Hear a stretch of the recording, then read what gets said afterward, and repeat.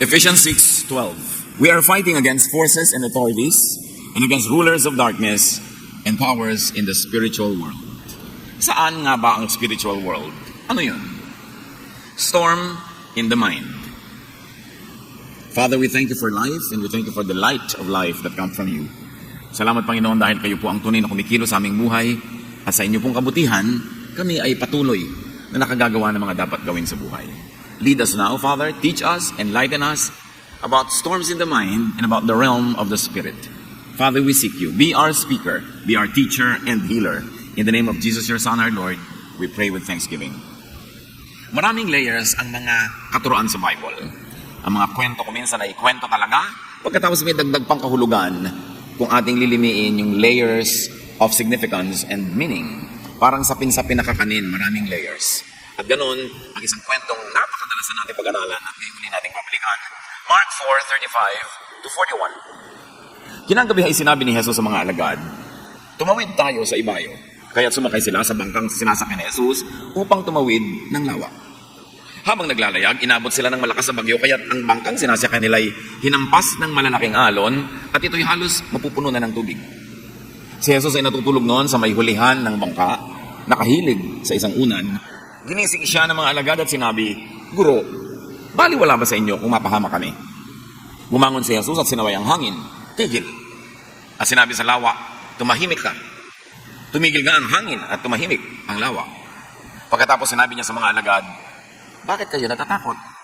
Hanggang ngayon ba'y wala pa rin kayong pananampalataya? Natakot sila ng labis at namangha. Sabi nila sa isa't isa, anong klaseng tao ito? Pati hangin at lawa ay sumusunod sa kanya. Takot. Tema ng kwentong ito ay takot at saan ito nagmumula at paano ito napapawi. Ano-ano ang mga takot natin sa buhay? Hanapan natin ng aral ang mensahe ng kwentong ito. Mark 4:35, that evening, Jesus said to his disciples, let's cross to the east side. So the words and thought of Jesus was east side, not bottom of the lake. So malinaw, sa simula pa lang, na makakatawid sila. Wala naman silang dapat kinatakot. Dahil sa simula pa lang, sinabi na ni Jesus ang ending ng kanilang biyahe. Sa east side, not at the bottom. They were not listening, or they did not believe in what he said. Or what happened in between the 2 points gave them fear that made them forget the assurance that they would reach their destination. The words of Jesus already gave them a clear answer where they were headed. Mark 4:36 to 37. So his disciples started across the lake with him in the boat. Suddenly, a windstorm struck the lake. Storm in the lake, of course. Naturally. Lalo sa Sea of Galilee, yung mga bundok sa paligid nito na binubunggo ng mga hangin galing sa Mediterranean, tapos tumataas yung hangin pagkabunggo sa mga bundok will meet with cold air, bagyo talaga. Agad, instantly, ang magiging resulta. And as fishermen, the disciples of Jesus knew that this could happen and this always happened. Waves started splashing into the boat and it was about to sink. It was about to sink, hindi started to sink. Marami tayong takot sa buhay as if we are already starting to sink, about lang naman.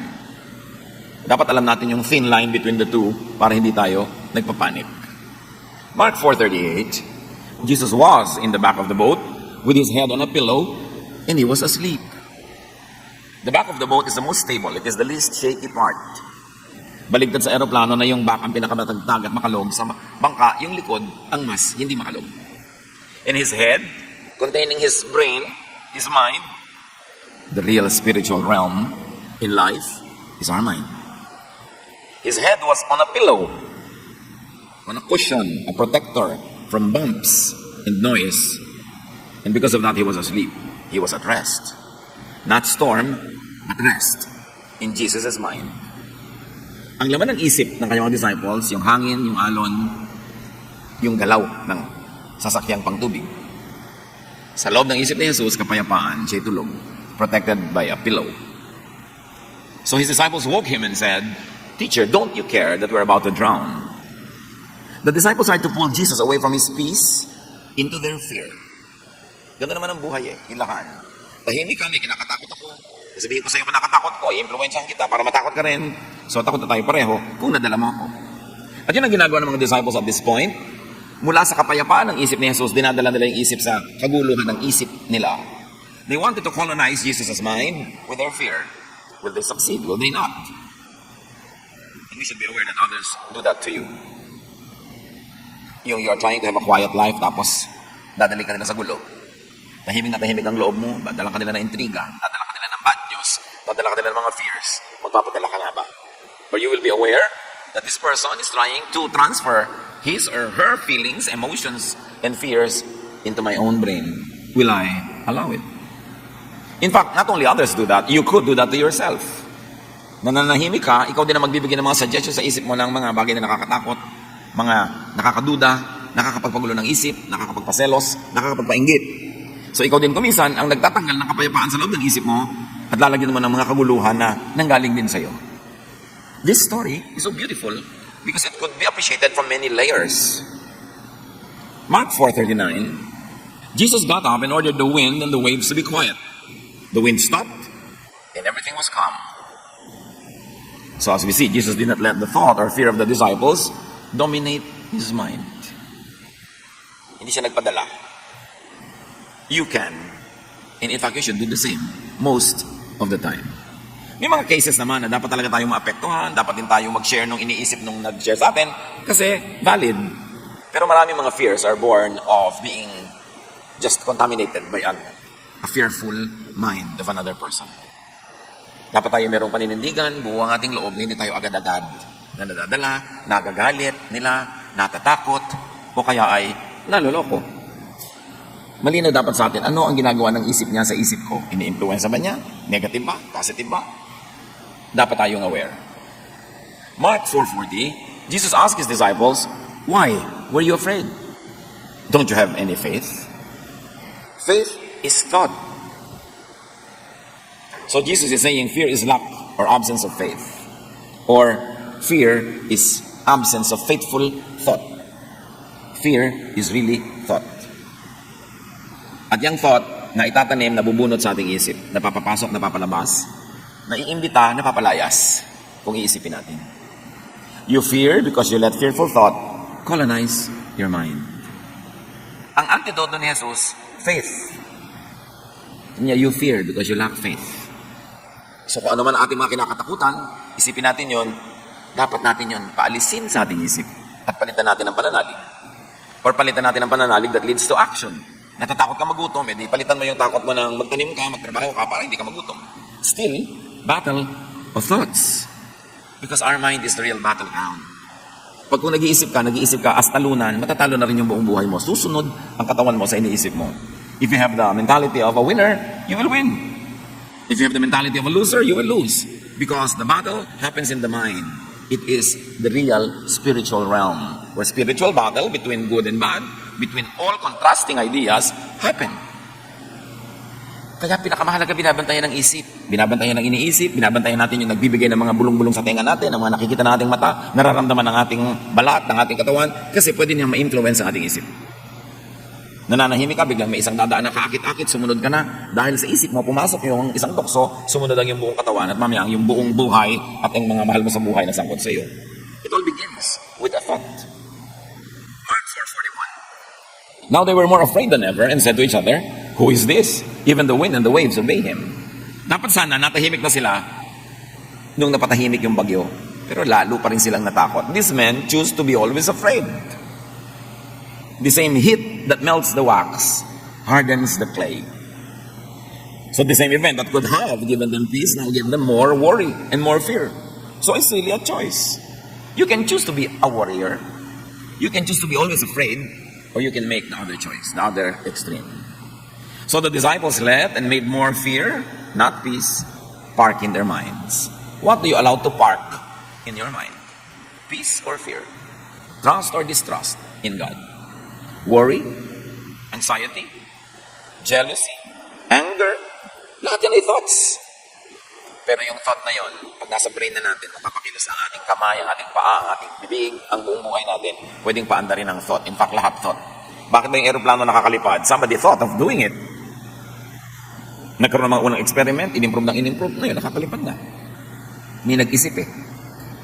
Bakit ang isang karayom, ihulog mo sa tubig, lulubog, yung barko lumulutang, yung mas mabigat. May nag-isip kung paano gagawin yun. Ang kahanga-hanga na naisip mga tao, facts. Bakit Nandito pa yung papel ko pero nakarating na sa kanya. May nag-isip. Pag naiisip ng tao, pwede mangyari. At ang faith ay isang uri ng pag-iisip. Kaya sabi ni Jesus, if you believe, nothing will be impossible for you. Ito ang pinakamahalagang bahagi ng ating pagkatao, yung ating isip. Pero itong madalas hindi natin talaga binabantayan. Binabantayan mo yung bag mo, binabantayan mo yung kwarto mo, binabantayan mo yung bakuran. Pero yung utak ko, ano-ano na lang. May advertisement na pumasok sa utak mo. Hindi mo alam, naghahanap ka na pala sa fridge nung sinabi ng advertisement na kainin mo ngayon. Yung may nadinig ka, may nabalitaan ka, nakakapagpatakbo ng buhay mo yun. Dapat aware ka kung alin ang tatanggapin, alin ang tatanggihan, at alin ang partly tatanggapin, partly tatanggihan. Itong mga disciples, buong-buo nilang niyakap yung idea of fear. Now, life, like the lake, will naturally have storms and troubles. Kayo po, ano storm nyo ngayon? Pag mayroon, hindi ako magtataka. Ang magtataka ko, wala. Kasi ang wala lang storm, ang wala lang problema, yung patay. Pag buhay ka, natural. Parang, uy, may storm sa lake, natural. Sa buhay ko may problema, natural. Pero, ikaw ba yung Jesus na natutulog through the storm o mga disciples na problema, natatakot, nanginginig? Position yourself at the back of the boat where Jesus is. Where there is least shake. Ano yung back ng boat? Pinag-usapan nga po natin mga kapatid. Yun yung pinaka-stable, pinaka-tahimik, pinaka-payapang bahagi ng bangka. Ganun din yung buhay natin. Merong stable, payapa at tahimik na bahagi. Halimbawa, yung bahaging hindi ka nandanakaw, hindi ka nandadaya, hindi ka nagsisinungaling, wala kang inaapi, tahimik na buhay yun. Tahimik na bahagi ng buhay. Kesa yung may dinaya ka, siyempre bukas malalaman niya, may ninakawang ka, bukas gagantihan ka niya, may sinaktan ka, gaganti sa sayo, yun yung harap ng bangka, yun yung makalog, magulo. Alam mo, may magulong buhay at may tahimik na buhay. Ang tinitinda mo, mga bawal na produkto, mga fake, magulong buhay yan. Kung ma-expect yan na magiging fear-free ang buhay mo. Kasi magulo yun eh. Yung nakikipagrelasyon ka, yung pala may asawa na siya, alam mo, magulo ang susuotin mo. Yung nagnanakaw ka ng credit ng iba, nagnanakaw ka ng ideya. Sa buhay na ito, pwede nating piliin kung doon tayo sa tahimik na lugar o sa magulo.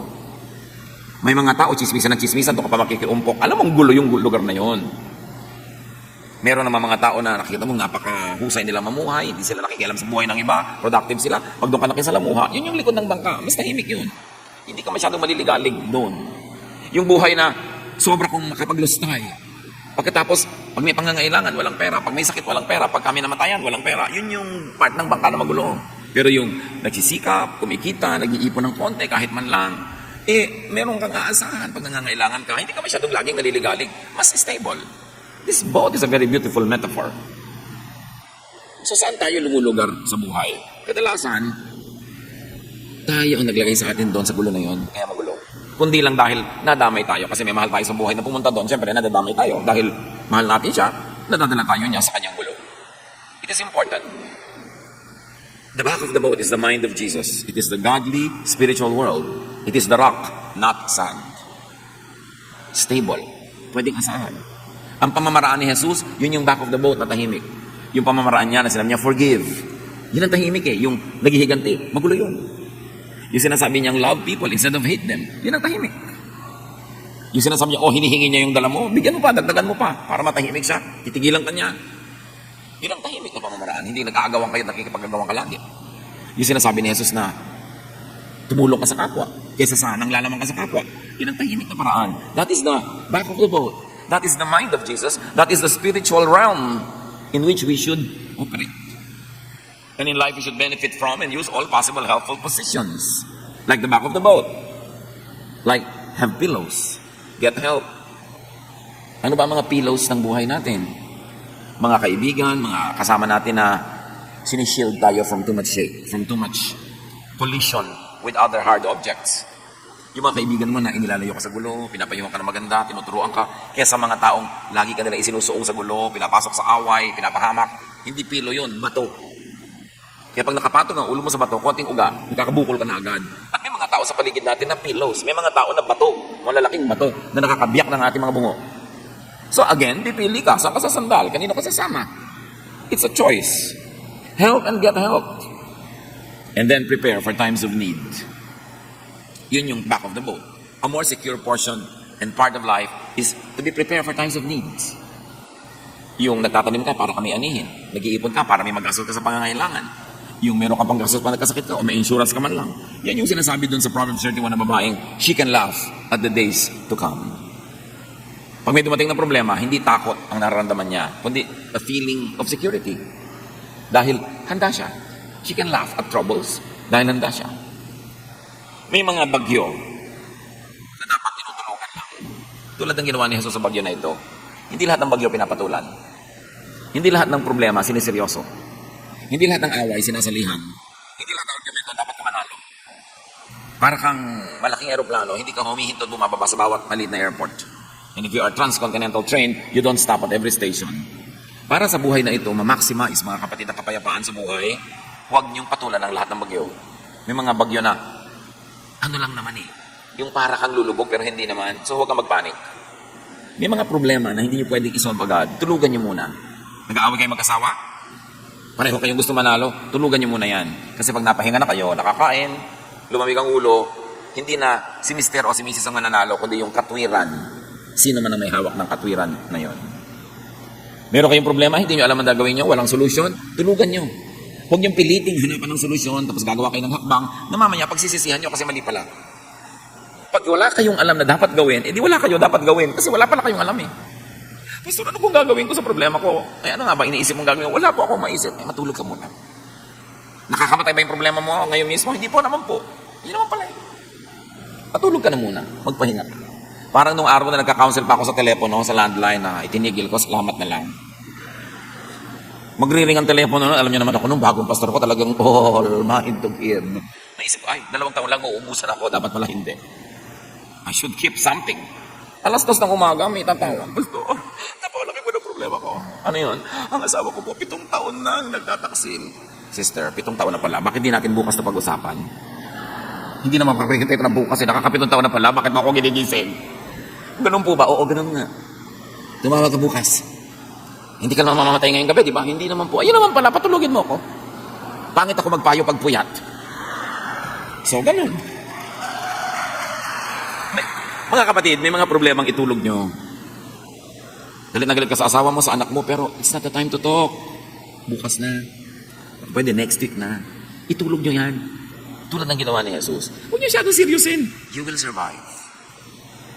At kung namatay tayo, hindi namatay ka. It happens only once. Hindi naman nagpapaulit-ulit mamatay ang tao, once lang. So, pero pag lagi mong ini-imagine, lagi mong kinakatakutan, parang maraming beses tuloy nangyayari. Pero minsan lang yun. Saglit lang malagutan ng hininga ang tao. And that is the ultimate thing that could happen to anybody. And yet even that could happen so quickly. So, dapat hindi fear. Lalo kung walang solusyon, hindi problema. Napakalaki po ng problema ko. Kung naisip mo na ba lahat ng pwede na solusyon? Wala pong solusyon. Naisip ko na lahat. Eh, di mo mong problemahin. Pag walang solusyon, hindi problema. Huwag mong problemahin. Eh, ano pang tawag doon? Yan ang buhay. Tanggapin mo. Manahimik ka and enjoy other things in life. There are things you just have to embrace because you cannot get rid of them. Kasi ang definition ng problema, may solusyon na katapat. Parang anumang imbornal, may langit pa rin katapat yan. Ngayon, kung wala siyang katapat, wala siya. Huwag yung problemahin ang walang solusyon. Tanggapin nyo na lang, luluwag pa inyong buhay, and make the most out of it. Stop complaining and stop being afraid. This story tells us that there will be moments when the boat seems to be about to sink. Observe if it is really sinking. If it has begun to sink. If not, do not overreact. Do not be overcome by fear. Sabi nga ng Desiderata, most fears are born of imaginings. At maraming guni-guni na nalilikha ang puyat, pagod at gutom. Kaya dapat nga itulog eh. Ipahinga. Huwag magpapasya pag takot at takot, galit na galit.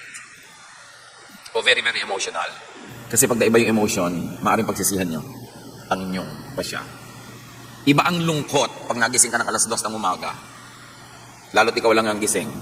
Pero iba naman yun kung nagising ka ng 6, 7, iba na uli yun. Panapanahon lang yan. You know what is important? Is to survive the moment. Merong kakabreak lang, iniwan ng papa. Parang mamamatay na. Ako iha, mag-survive ka lang ng 1 day. Maiiba na yan. 2 days, 3 weeks, at most 5 years. Gagraduate ka rin dyan. Sa pait na yan. Walang sakit na hindi nagagraduatean. Just survive. Huwag ka lang mamatay. At huwag ka magpakamatay. Gusto ko na pong mamatay. Akala mo lang yan. Pero 3 years from now, sabi mo, ay, buti na lang, hindi ako namatay. You know, like yung pag-ibig na pag nawala, akala mo nawala na ang buong buhay? Love, romantic love is just a habit. It is a learned behavior. And whatever is learned can be unlearned. Natutunan mong mahalin, matututunan mo ring limutin. Hindi na po ako mabubuhay talaga nang wala siya. Ilang taon ka na ba na-meet mo? 21 po. Ba't nabuhay ka ng 21 bago mo siya na-meet? Ibig sabihin, mabubuhay ka rin pagkatapos mawala siya sa buhay mo. Akala mo lang yun, guni-guni mo lang yan. Bakit? Because you think that you're about to sink. You think that you are sinking. No, the boat where Peter and everyone else was not sinking. It just seemed that it would sink. Kaya parang wala ka ng pag-asa. Para lang yun. Basta buhay may pag-asa. Akala mo lang yun. Nalulunod ng luha ang mata. Nahihilam, nabubulag ng luha ang mata. Kaya huwag masyadong magdrama. Tibayan ng loob. Lalampas din yan. Pag sobrang hirap, sabihin mo, this too will pass with the help of God. Lahat halos ang nakikita mo naglalakad, nakaupo, kasalamuha mo, dumaan na yan sa isang mabigat o marami mabigat na problema. Survivors din yan. Para ka mabuhay ng 20 years, marami ka nang na-survive. 30, lalo na 40, 50, ang dami-dami nun. And yet, people are still alive. There's no reason why you should give up. At yun na nga lang, kung talagang sobrang hirap, hindi mo masolve, tanggapin mo na lang. Kaya mo pa rin naman. Kahit pasan mo daigdig, nakakalakad ka pa rin, di pasanin mo. Ang lungkot-lungkot ko po, di malungkot ka. Hindi ka naman laging kailangan masaya. Napapaiyak mo ako, umiyak ka na umiyak, matutuyo din ang luha mo. Ang lungkot-lungkot ko po, naku, makakatulugan mo rin yung lungkot na yan. Hindi po ako makatulog, akala mo lang yun. Mamayang alas 3 ng umaga, makakatulog ka rin. So, agahan mo na. Hindi po talaga eh. Hindi ba, mamayang 7, tsaka ka magsisimula matulog. Maghapon, tulog ka rin. Siyempre, matutulog ka, lang namang hindi. So, scheduling lang. Manage your fears. Manage your emotions. Sabi ni Jesus, ba't kayo ganyan? Wala ba kayong faith? Parang wala kayong Diyos. Parang wala kayong aasahan. At parang naman wala kayong nakitang mga ginawa ko ng mabuti para sa inyo. Pagkasama si Jesus, sabi niya, I can smile at the storm. Alam niyo yung katanan, yung kasama mo siya sa boat, you can smile at the storm. Hindi dahil nakakatawa yon, kundi dahil nakakapagpalakas ng loob ang presensya ng Panginoon. 1 Peter 5:7, ipagkatiwala niyo sa Kanya ang inyong mga alalahanin. Mga alalahanin niyo sa buhay sapagkat siya ay nagmamalasakit sa inyo. Alam niya ang pinagdaraanan nating lahat. So look at Jesus. If He is sleeping, you be at rest. If He is not concerned, don't be. Kaya mahalaga na alam natin ang isip ni Jesus. Alam natin kung anong mahalaga sa Kanya, alin ang hindi. Para, huwag na natin pahalagahan yung hindi naman pala mahalaga sa Kanya. Huwag natin katakutan yung hindi naman niya kinatakutan. Why? Because Jesus is in us. Yun ang lagi nating nalilimot, that Jesus is in us. The Spirit of the Lord is in us. So meron tayong kasama, hindi tayo kahit kailan nag-iisa. At hindi tayo mahina because the Spirit is in us. Pag tinignan nyo sa Jesus, hindi siya natatakot. Huwag kayong matakot. Parang sa aeroplano. Yumayagyag yung aeroplano, kumakalog-kalog. Kung nakita nyo yung stewardess, patuloy pa yung nag-aayos sa mga plato-plato, hindi siya natatakot. O, tingnan nyo siya. So nyo, kung nakakatakot ito, uupo na yan, magsiseatbelt na. So, I should not be concerned. Ikaw, takot na takot siya, hindi. Magkaiba lang yung isip nyo, pero magkaiba yung blood pressure. Magkaiba ang sitwasyon ng katawan nyo, kasi magkaiba ang iniisip nyo. Don't be too concerned about many things. Know what the basics are, and if the basics are there, be happy with all the other things. Whether they are there or not. Sabi ng Panginoon kay Martha sa Luke 10:41, Martha, you are worried and upset about many things, but few things are needed. Or indeed, only one is needed. The storm outside cannot enter if the mind is filled with faith.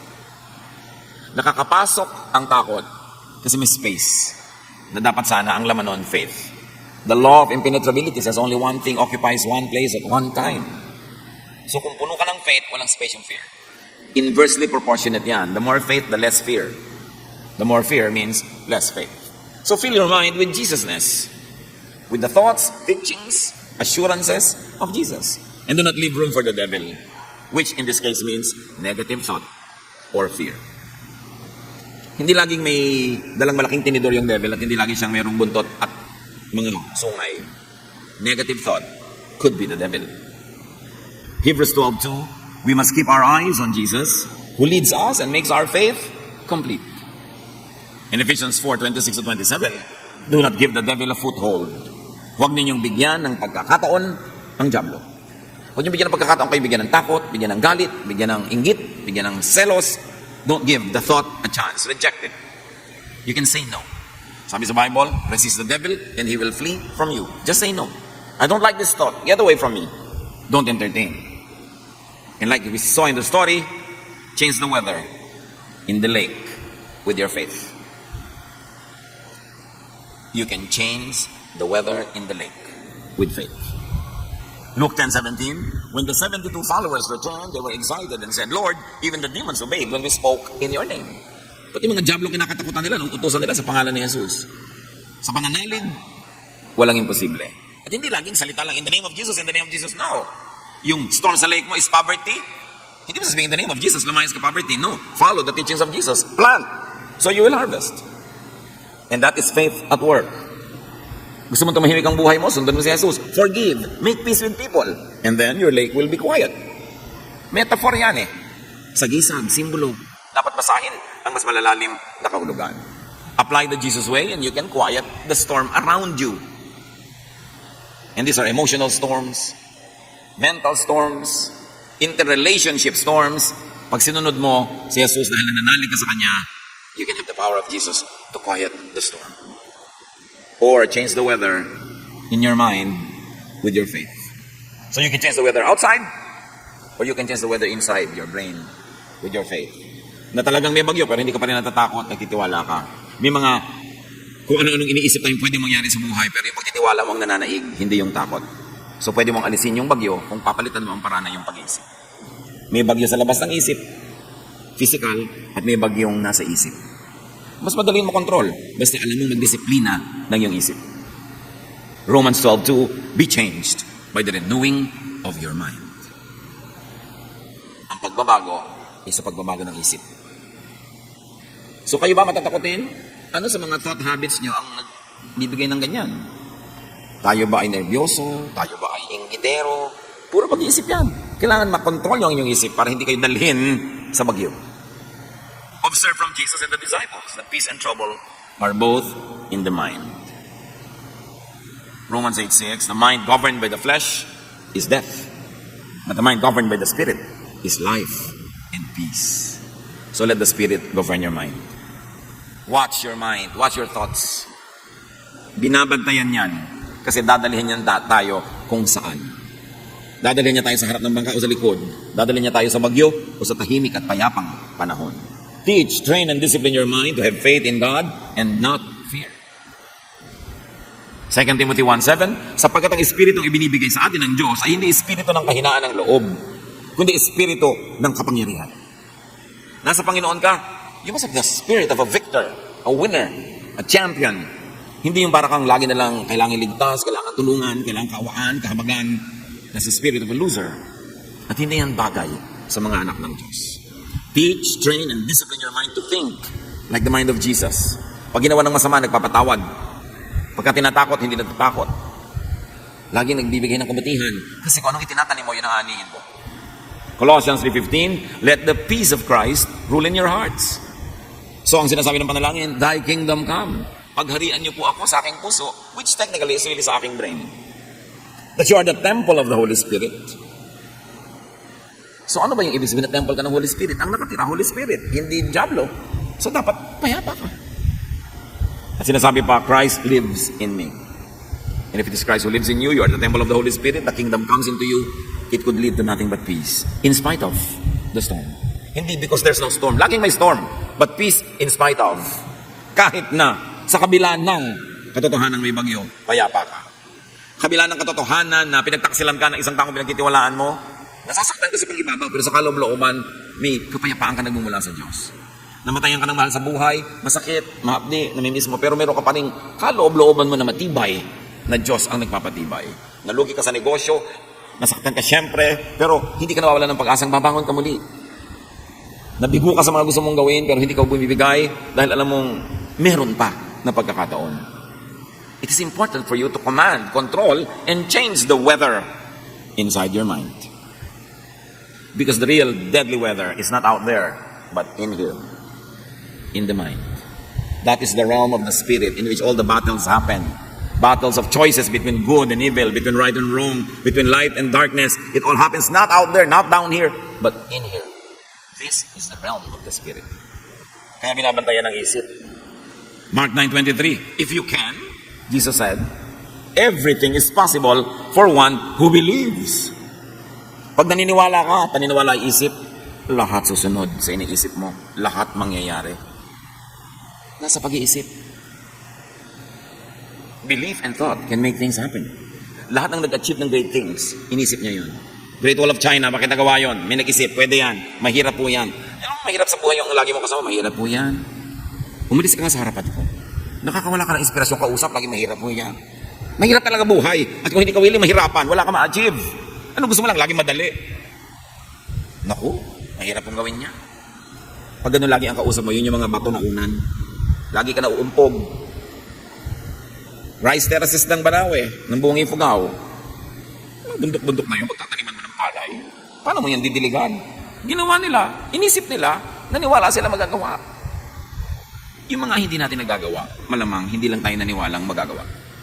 At pag hindi ka na naniwala, therefore hindi mo nagagawin. O ginagawa mo man, hindi ka ma-inspirado. So baliwala yung input na ginagawa mo, hindi rin talaga mag-a-achieve. You've got to believe.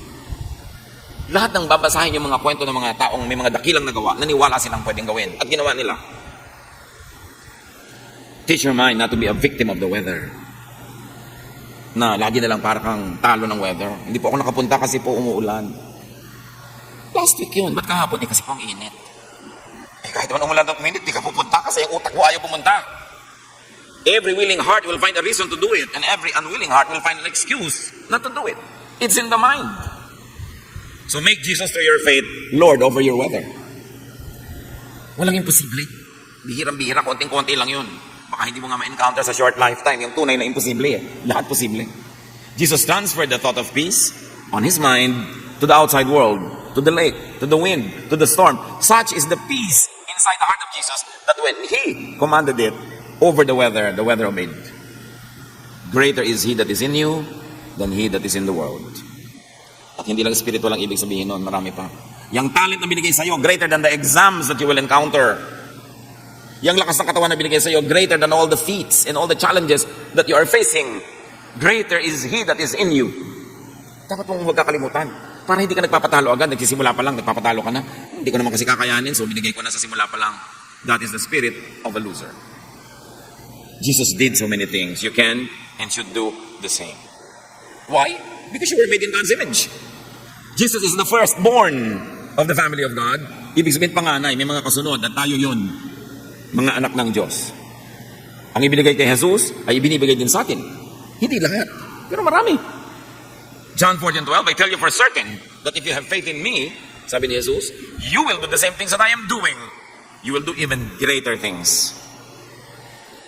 Gano'n na natin na-realize sa buhay natin yon, na nahigitan mo pa yung ginagawa ni Jesus. Sabi niya, you can do greater things. Iyon na lang pumantay tayo, ang laking achievement o sumunod man lang ng malapit-lapit, hindi sobrang layo. We have barely scratched the surface of our potential as children of God. We have barely understood the power of the Spirit that is in us. That same power that raised Jesus from the dead. The same power that made Jesus walk on water. The same power that made Jesus call the dead to rise. Nakadinig ang mga bingi, nakakita ang mga bulag, nakabangon ang mga lumpo. Sabi ni Jesus, you can do these things if you have faith. Kaya nga sabi na, wow, Lord, yung mga demonyo kinakatakutan namin noon, iniiwasan namin yung mga poses. Pagbanggit namin ang pangalan nyo, naglalayasan, sabi ganun, yun lang, natuwa na kayo, marami pang iba. Maraming pang iba. Huwag kayong makontento sa level ng spirituality nyo na yun, ang tagal-tagal na para na kayo na-imbak na lang dyan. Kailangan mag-improve to the point that you can calm the weather. Either the weather out there or the weather in here. Being a Jesus believer and follower is being like Jesus. Seryosohin natin ang ibig sabihin na tayo ay naniniwala kay Jesus. Hindi lang sa bibig, hindi lang sa isip, sa gawa. Do what Jesus did, would do, and could do. In other words, sa mga anak ng Diyos, ang mga tunay na tumanggap kay Jesus, hindi laging nakaasa or dependent, hindi laging feeling powerless. You have a can-do attitude, you have a winner's attitude, because greater is he that is in you than he that's in the world. Iniwan ka lang ng nobyo mo, papakamatay ka na. Nalugi ka lang sa negosyo, magbabaril ka na. Tagal-tagal mo rin namang walang pera nung araw bago kayo maman, sanay ka na rin naman, reviewin mo na lang muna. Tapos, payaman ka ulit. The end of a dream is not the end of the world. The end of a relationship is not the end of the world. There's no end. Because the beginning and the end is in us. The Alpha and the Omega. Eternity and eternal life is in us. Don't be limited by tiny dots in a line because a line is infinite. Kung tayo nagpapakulong sa mga momentary failures, emotions, sicknesses, pain, lahat yan, lilipas din. Just survive it. Hold on to God. Do what you can do. And when you don't know what to do, don't do anything. Be still and know that I am God. Sabi ng Panginoon. And as we already know, it is mind over matter. So spirit over the body. The spiritual world over the physical world. Mark 11:24. Everything you ask for in prayer will be yours if only you have faith. So kahit kapraso yung faith mo, kahit hindi ka mag-pray, kikilos na yon. Kesa pray ka ng pray, wala ka namang faith, wala namang mangyayari. Have the mind and thought of Jesus through mental focus, practice, and discipline. That's why meditation is important. It is the most underdeveloped aspect of our spirituality. Meditation changes the mind. Meditation drives the mind and the thought that is produced in the mind. Meditation is our way to connecting to the power of God. Pero gano'n karami sa atin nag-meditate, nag-iisip, nananahimik before the Lord. No wonder, sobrang konti yung power. Laging dinedescribe ang Panginoon, and wake up in the morning, so early in the morning, He would go to a quiet place and be alone with God. He would go up a mountain and pray by Himself into the night and be alone with God. Our aloneness with God could be the greatest secret to spiritual power. Yan ang dapat nating i-develop. Our meditation life. Meditative, complete. That you always contemplate. That you have a contemplative lifestyle. Na bago ka magde-decide, nananahimik ka muna. Kahit hindi ka magdasal at magsalita, nananahimik ka lang at matidinig mo ang tinig ng Diyos. Sobrang nang nawala sa buhay natin yung pananahimik. Pagbubulay-bulay, pagninilay-nilay, pag-iisip-isip. Lahat na lang ang bilis-bilis, tapos send. Pindot ng pindot. Kung mahahabol mo lang yung nawawalang papaliit na isinend mo, ay, bakit ko ba na-send? Lagi tayong nagmamadali. We've got to give God the space. Hindi yung magpe-pray ka bago matulog, nakahiga ka na. Kinabukasan mo na nalamang, ay, nakatulugan ko na pa ng prayer. Yung iba nga very skilled, kahit nakaupo, nakakatulog pa rin. Meditate. You will be like tree planted by streams of water. Your fruits come out in season, and your leaves do not wither. It is important to be planted by streams of water. And the stream of water is meditation and prayer. To be nourished by God. So that our spirit is strengthened. Dapat matibay ang spirit dahil maraming bagyo ang mundo, hindi nakakapagtaka. Romans 12:2, let God change the way you think. Then you will know how to do everything that is good and pleasing to Him. What is your storm? What do you think about your storm? Because what you think about your storm will define your life now. Pag inisip mo, may solusyon ito. I will hang on and find it. May panalo dito kasi kakampi ko si Jesus. Then you will win. I will survive this. Then you will survive. Pero pag nagpatalo ka, nagpahina ka ng loob, the devil will take the opportunity and drag you down. That's why don't give the devil a space in your mind. Fill it with Jesus. Fill it with faith and hope and love. Dear Lord, teach us. Teach us to discipline our minds and thoughts so that in our minds, your will be realized. Pagbulay-bulayan natin makahulugan ito, lalo sa pagharap natin sa mga problema at bagyo ng buhay, learn from the teachings of this story. Father, as your people, sit still before you. Let everyone hear your voice as you give us very personal counsel. Be with the Lord alone for a while.